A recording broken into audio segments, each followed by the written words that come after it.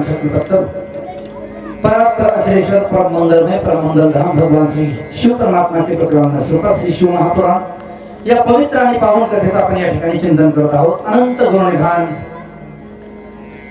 परात्पर अखिलेश्वर परम मंगलमय परम मंगल धाम भगवान शिव परमात्मा याच्या प्राणीमात्रांच्या जीवनामध्ये मंगल आणि कल्याण प्रदान करणारे देवता म्हणजे भगवान श्री शिव परमात्मा हे आपण गेल्या 5-6 दिवसापासून या ठिकाणी हे कथासत्र पाहत आहोत। आजचा आपल्या कथेचा अंतिम दिन आहे, हे अंतिम सत्र आहे आणि त्यातल्या त्यात आपल्या सर्वांचा परम भाग्य आहे की आज महाशिवरात्रीचा पवित्र पावन अशा प्रकारचा पर्व आणि या पर्वाच्या काळामध्ये आपण या ठिकाणी शिवपुराण कथेचं चिंतन करत आहोत म्हणून आपल्या भाग्याला आज सीमा नाही महाराज। भगवान शंकराचं चिंतन आपल्याला आज या ठिकाणी करायला मिळत आहे। 12 ज्योतिर्लिंगाचं चिंतन आपण या ठिकाणी केलेलं आहे आणि बसल्या जागी आपल्याला 12 ज्योतिर्लिंगाचं या ठिकाणी दर्शनही प्राप्त झालेलं आहे। कथा त्रिवेणी संगम देव भक्त आणि नाम तेथीचे उत्तम चरण रजवंदित म्हणून इथली माती जरी आज कपाळाला लावली तरी आपल्या भाग्याची ती चरण सीमा आहे आणि म्हणून या ठिकाणी वेगवेगळ्या कथांच्या माध्यमातून आपला हा कथा प्रवास चालू आहे। या कथारूपी गंगेमध्ये आपण स्नान करत आहोत। एक भक्त चरित्राचा तट आहे, एक भगवत चरित्राचा तट आहे। अशा 2 तटांच्या मधून आपली कथारूपी गंगा हे अखंड अव्याहत अशा प्रकारची परावर्तित होत आहे, प्रवाहित होत आहे आणि आपण त्या गंगेमध्ये अवभूत होत आहोत। आपण केवळ आपल्याच नाही तर पूर्वजांचाही उद्धार या कथेच्या माध्यमातून करून घेत आहोत आणि म्हणून अत्यंत परम पावन आणि पापनाशिनी अशा प्रकारची ही शिवकथा आपण या ठिकाणी पाहत आहोत। आजचा शिवरात्रीचा दिवस आहे आणि कथा ही आपली जवळजवळ अंतिम टप्प्यामध्ये आलेली आहे म्हणून या ठिकाणी शिवरात्रीचं जे विशेष पर्व आहे या निमित्ताने महाशिवरात्रीची कथा आपण या ठिकाणी पाहणार आहोत। महाशिवरात्रीचं व्रत आहे। शिवरात्रीचं व्रत करत असताना त्या व्रताचा एक विशेष प्रकारचा विधी सांगितलेला आहे। अन्य दिवशी भगवान परमात्म्याची केलेली सेवा आणि शिवरात्रीच्या दिवशी भगवान शंकराची केलेली सेवा याच्यामध्ये जमीन आसमानाचा अंतर आहे। अन्य दिवशी केलेल्या सेवेपेक्षा शिवरात्रीमध्ये भगवान शंकराचं केलेलं पूजन हे हजारो पटीनं आपल्याला पुण्यफल प्राप्त करून देणार आहे। म्हणून आजच्या दिवशी केलेली भगवान शंकराची पूजा, आजच्या दिवशी केलेलं भगवान शंकराचं व्रत हे मनुष्य जीवनामध्ये परिपूर्णता प्राप्त करून देणारं व्रत आहे। म्हणून या ठिकाणी महाशिवरात्री व्रताचं महात्म्य आपण पाहणार आहोत। ज्या वेळेला महाशिवरात्री प्राप्त होती, महाशिवरात्रीचा दिवस प्राप्त होतो त्यावेळेला दिवसभर उपवास करायचा आहे। मला वाटतं बऱ्याच जणांना उपवास असेलच, याच्यामध्ये काही संशय नाही। उपवास करावा लागतो आणि दिवसभर उपवास केल्याच्या नंतर रात्रीच्या पहिल्या प्रहरापासून भगवान परमात्म्याच्या पूजेला सुरुवात करावी लागते। रात्रभर जागरण करायचं असतं महाराज। शिवरात्रीच्या दिवशी काय करायचं असतं? जागरण करायचं असतं रात्रभर। का आजकाल कोणी जागरण करत नाही, परंतु शिवरात्रीचं पर्व ज्याला साधायचं आहे, शिवरात्रीचं व्रत ज्याला सिद्ध करायचं आहे त्याने रात्रभराचं ते व्रत आहे। रात्रीच्या पहिल्या प्रहराला पहिली पूजा करायची, त्या पहिल्या पूजेमध्ये भगवंताचा अभिषेक करायचा आहे आणि सुंदर अशा प्रकारचा अभिषेक करून वेगवेगळ्या प्रकारच्या पुष्पांनी भगवान परमात्म्याला सजवायचं आहे। प्रथम प्रहरामध्ये पूजा करत असताना वेगवेगळ्या विभिन्न प्रकारच्या पुष्पांनी भगवंताला सजवायचं। फक्त त्याच्यामध्ये केवढ्याचं फुल नसावं याची दक्षता आपण घ्यायची आहे। ते शक्यतो मिळत नाही मला तुमच्याकडे इकडं, परंतु ते नसलं पाहिजे।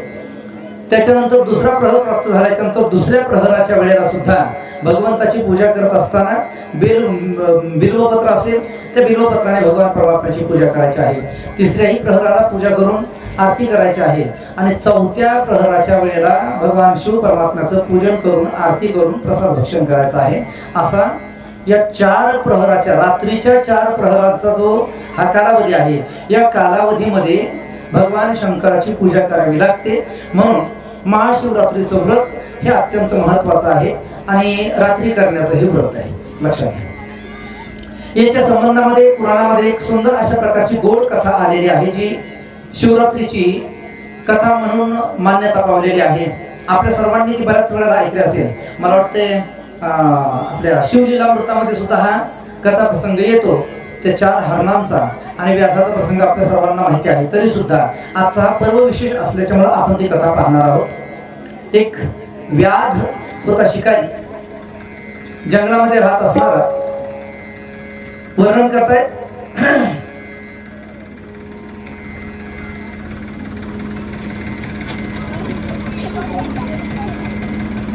पुरा कश्चित वने भिल्लो नामना हसित गुरुद्रोह कुटुंबी बलवान क्रूरा क्रूर कर्म परायणाहा.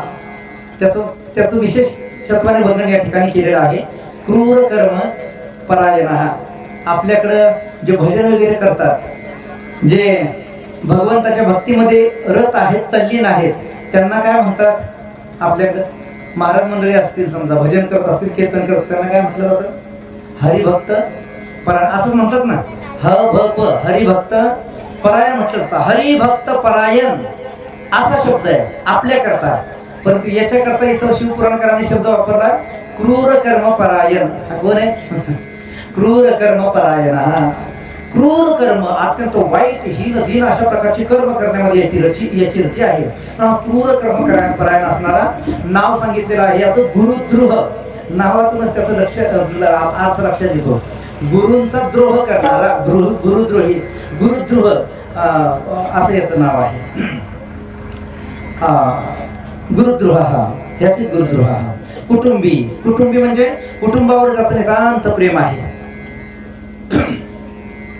केवळ कुटुंबाचं भरण पोषण करून हाच ज्याचा उद्योग आहे आणि त्या कुटुंबावर नितांत प्रेम असणारा हा गुरुद्रोह नावाचा भिल्ल शिकार करत आहे. आणि शिकारीच्या माध्यमातून त्याची जी उपजीविका वगैरे चालू आहे. वनामध्ये जायचं, वेगवेगळ्या प्राणी, वेगवेगळ्या पक्ष्यांना मारायचं आणि त्याच्यावर आपली उपजीविका घेतात. पक्ष्यांचं, पशूंचं मांस वगैरे खायचं आणि त्या मांसावर त्याची उदरनिर्वाह चालू होत आहे. एक वेळेला 1-2 दिवस पुरेल इतका धान्य, इतकं मांस त्याच्याकडे असल्याच्यामुळे 2 दिवस काही शिकारीला गेला नाही. परंतु तिसऱ्या दिवशी त्याच्या आई वडिलांनी, मुलांनी आणि पत्नीला सांगितलं, म्हणे बाबा आत्ताच्या आत्ता वनामध्ये जा, आमच्या करता काही ना काहीतरी घेऊन या, म्हणे मांस वगैरे आमच्या करता घेऊन या. त्याने बाण घेतला आणि हा गुरुद्रोह नावाचा भिल्ल हा जंगलाच्या दिशेने निघालेला आहे शिकार करण्याच्या उद्देशाने. काय विशेष आज काय झालं माहिती नाही, पण एवढा शिकारीमध्ये कर्तबगार असणारा, एवढा तरबेज असणारा, परंतु आज विशेष म्हणजे त्याला शिकारच सापडले नाही. दिवस पूर्ण निघून गेला. योगायोग असा तो दिवस जो होता ना, तो दिवस महाशिवरात्रीचा आजचा दिवस होता. महाशिवरात्रीचा दिवस. दिवसभर शिकार सापडली नाही. घरातून हा निघाला तर भोजन करायचं तो सोडाच, पण चहा सुद्धा घेतला नव्हता महाराज त्याने. जंगलात कशाचा आला चहा, पण चहाही घेतला नाही त्याने. बिन चहाचा, बिन जेवणाचा हा घरातून निघाला. त्यामुळे उपवास अनायासच घडला. त्याला करायची गरज नाही. दिवसभर आपोआप उपवास घडलेला आहे. दिवसभर काही मिळालं नाही. त्याने विचार केला, आता काय करू म्हणे, कुठं जाऊ? जर घरी गेलो मी असाच तर कोणत्या तोंडाने घरी जाणार आहे? मी तर काहीच आज मला काहीच सापडलं नाही शिकारीच्या माध्यमातून. त्याने विचार केला, नाही काही ना काहीतरी शिकायला मिळाल्याशिवाय मी इथून निघणार नाही, मी इथून जाणार नाही. मग त्याने पाहिलं एक जलाशय होता महाराज, तळ होतं. त्या तळाच्या काठाला एक शंकराचं मंदिर आणि त्याच्या काठाला असणारा एक वृक्ष. पलीकडच्या बाजूला शंकराचं मंदिर आहे, अलीकडच्या तीरावर एक वृक्ष आहे. तो वृक्ष दुसरा तिसरा कशाचा नाही, तो बेलाचा वृक्ष होता महाराज. त्या बेलाच्या झाडाकडे त्याने पाहिलं. त्याला माहिती नाही याला बेल म्हणतात ते. त्याने विचार केला, ज्या अर्थी हे तळ आहे तर या तळ्यावर रात्रीच्या वेळेला हरिण किंवा अन्य कोणताही प्राणी इथं पाणी पिण्याकरता येईलच. आणि पाणी पिण्याकरता आलेलं त्या हरिण पाहिलं की मला त्याला मारता येईल आणि मी ते मांस घेऊन घरी जाईन, असा विचार त्याने केला. असं म्हणून तो बेलाच्या झाडावर चढला महाराज. गेला बेलाच्या झाडावर. आपण बेलाचं झाड पाहिलेलं आहे, आपल्याकरता काही ते नवीन नाही. दाट असा पाला असतो त्या बेलाच्या झाडाला, असतो ना, दाट अशी पालवी आहे त्याला. आणि त्या दाट पालवीमध्ये त्या तळ्यावर येणारा प्राणी आपल्याला व्यवस्थित दिसावा, लक्ष देऊन ऐका, आपल्याला व्यवस्थित दिसावा याच्याकरता बेलाची पानं तो तोडायला लागला आणि तोडून खाली फेकून द्यायला लागला. का? ते डोळ्याच्या समोर येऊ लागली ना पानं, म्हणून पानं तोडून तोडून त्यांनी खाली फेकायला सुरुवात केली. योगायोग असा तिथे जुनाट शिवलिंग होतं त्या झाडाच्या, बेलाच्या झाडाच्या खाली. जुनं जे जमिनीमध्ये गाठलं गेलेलं, आजपर्यंत कोणाची नजर त्याच्यावर पडली नाही, असं एक शिवलिंग त्या बेलाच्या झाडाखाली. याने ती पानं तोडली आणि पानं तोडून खाली टाकली. भावना कायच नाही, भावना शिवभक्तीची नाही अंतःकरणामध्ये, पण ती पानं तोडून तोडून तो खाली टाकायला लागला. योगायोग असा की रात्रीचा पहिला प्रहर प्राप्त झाला आणि पहिल्या प्रहराची त्याची पूजा सहजच पूर्ण झाली महाराज. एक तर दिवसभर उपवास केलेला आहे आणि बेल तोडला, त्या शिवलिंगावर त्याचा अनायासे पडलेला आहे. तर पहिल्या प्रहराची पूजा अगदी व्यवस्थितपणाने त्याच्याकडून झालेली. तेवढ्यामध्ये त्या पाण्यावर, त्या तळ्यावर पाणी पिण्याकरता एक हरिणी आलेली आहे.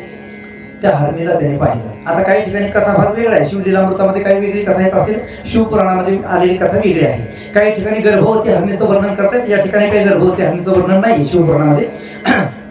जसं इथं आहे तसं मी तुम्हाला सांगणार आहे. एक हरणी पाणी पिण्याकरता आलेली, ती पाणी पिणार, पाण्याला तिनं तोंडच रवलं की माग सळसळ ऐकायला आली झाडाच्या वृक्षामध्ये, त्या पाण्यामध्ये.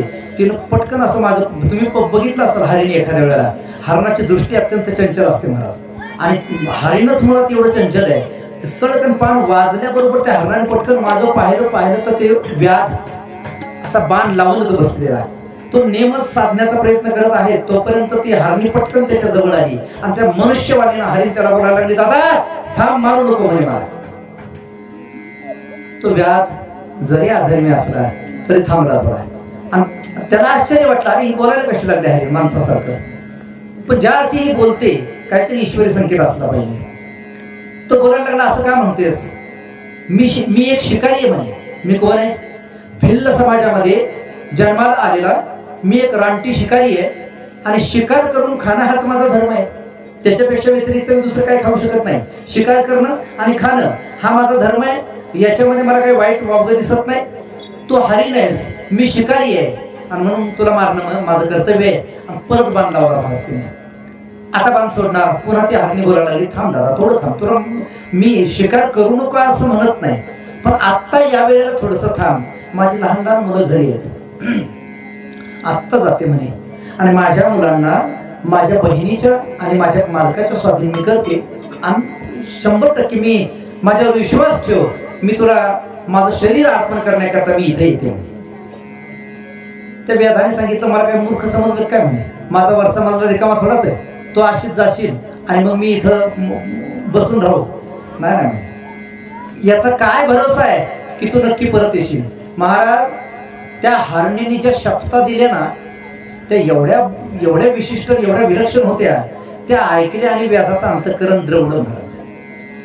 आणि त्याने सांगितलं, ठीक आहे जाऊन ये, आणि सोडून दिलं महाराज. रात्रीचा पहिला प्रहर संपला, दुसरा प्रहर चालू झाला. दुसरी हरणी आली, तिची बहीण पाणी पिण्याकरता त्या जलाशयावर ज्या वेळेला आलेली आहे, त्या हरणाला व्यवस्थित पाहता यावं म्हणून पुन्हा त्याने बेलाची पानं तोडली, पुन्हा तो खाली फेकायला लागला. तर दुसऱ्या प्रहराची सुद्धा पूजा त्याच्याकडून झालेली आहे. तर दुसऱ्या हरणावर बाण रोखलेला आहे. त्या हरणाने मागच्या हरणासारखं ज्या वेळेला व्याधाकडे बघितलं, धावत व्याधाकडे आलेली ती हरणी सुद्धा, आणि त्या हरणी त्या पहिल्या हरणीसारखीच बोलायला लागली, म्हणे दादा मला आत्ता या वेळेला मारू नकोस, माझी मुलं घरी उपवाशी आहेत, मी आत्ता जाते म्हणे, आणि आत्ताच्या आत्ता जाऊन फक्त बाकी काही करत नाही, मी त्या माझ्या लहान लेकरांना स्तनपान करविते, त्यांना दूध पाजते, आणि मग मी तुझ्याकडे येते, निसंकोचपणे मला मारून टाक. याही हरणीने ज्यावेळेला वेगवेगळ्या प्रकारच्या शब्दात दिल्या, त्याचा नाविलाज झाला आणि तिलाही सोडून दिलं महाराज. दुसऱ्या प्रहराची पूजा ही पूर्ण झालेली आहे. तिसऱ्या प्रहराच्या वेळेला तो हरिण आलेला, मुख्य जो हरिण होता तो हरिण आला, दृष्टपुष्ट असं गरिरठ्ठ त्याचं शरीर आहे. त्या हरणाला पाहिलं, याला असा आनंद वाटला की बस म्हणे, आता आपलं 4-8 दिवस आपल्याला शिकार करायचं काम नाही, एवढं मोठं भरपूर असं मांस आज आपल्याला प्राप्त होणार आहे. आणि बाण लावला महाराज. त्या हरणाने सुद्धा धावत त्याच्याकडे आलेलं आहे, मारून कोणी मला, माझी मुलं घरी आहेत. आता या तिघांचा एकमेकाशी गाठ भेटच झाली नाही महाराज या कालावधीमध्ये. त्याला वाटलं मुलं घरीच आहेत, आणि त्यांच्या आई, त्या पोरांच्या आई त्यांच्यासोबत आहे का नाही माहित नाही. त्या हरणाने त्या व्याधाला सांगितलं, हे पहा फक्त मी जाऊन येतो घरी, माझी मुलं जी आहेत त्यांना व्यवस्थित माझ्या पत्न्यांच्या स्वाधीन करतो, मला 2 पत्न्या आहेत, त्या माझ्या पत्न्यांच्या मी त्यांना स्वाधीन करतो, आणि तुला येऊन भेटतो, मग मला निश्चिंतपणे मार. त्याने काही शब्द दिल्या, आणि मग त्यालाही सोडण्यात आलं. तिसरा प्रहराची पूजा सुद्धा पूर्ण झाली. राहिला शेवटचा 4था प्रहर, आणि या 4थ्या प्रहराच्या वेळेला आश्चर्य असं झालं महाराज, भगवान शंकराची 3 प्रहर पूजा केल्याच्यामुळे याचा अंतःकरण धुवूनच निघालं. कोणाचं? त्या शिकाऱ्याचं, व्याधाचं अंतःकरण जे आहे ते धुवून, त्यातला जो मळ होता, जे जाळी जळमट होती, तो घाणेरडेपणा होता, तो सगळ्याचा सगळा असा धुवून निघालेला आहे. आणि 4थ्या प्रहराच्या वेळेला ज्यावेळेला ते दोघी हरणी आणि तो हरिण आलेला आहे, त्याने त्याला विनंती केली, व्याधा आम्ही आमच्या शब्दाला जागृत म्हणे, निवांत मध्ये खुशाल आम्हाला तिघांनाही मारून टाक, पोरांचं प्रारब्ध जसं असेल तसं ती राहतील म्हणे जंगलामध्ये, परंतु आत्ताच्या आत्ता आम्हाला तिघांना मारून टाक, आणि आमच्या वचनांना सार्थकता दे. ते व्याधाने पाहिलं महाराज त्यांच्याकडं, तिघांच्याकडे पाहिलं आणि डोळ्यातून आशीर्वाद आले. त्याच्या पाणी आलं डोळ्यातून, अश्रू उघळले. जिथं बेलाची पानं पडलेली तिथंच ते अश्रूही पडले. आणि तो व्याध चिंतन करायला लागला, अरे हे साधारण हरण आहेत म्हणे, पशु आहेत, पण पशु असून केवढं ज्ञान आहे त्यांना, किती प्रामाणिक पण आहेत हे. पशु असून एवढं ज्ञान यांना आहे.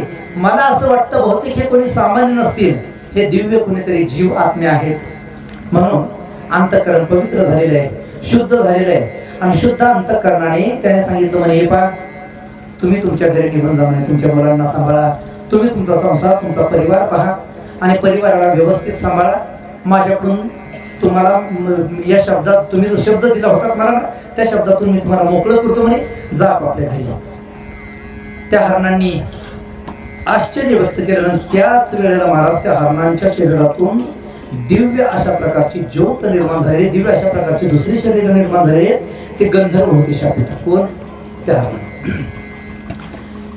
भगवान शिव परमात्मा कोणावर कशी कृपा करेल काहीच सांगता येत नाही. भगवंताची कृपा ही अत्यंत अहेतुकी अशा प्रकारची असते.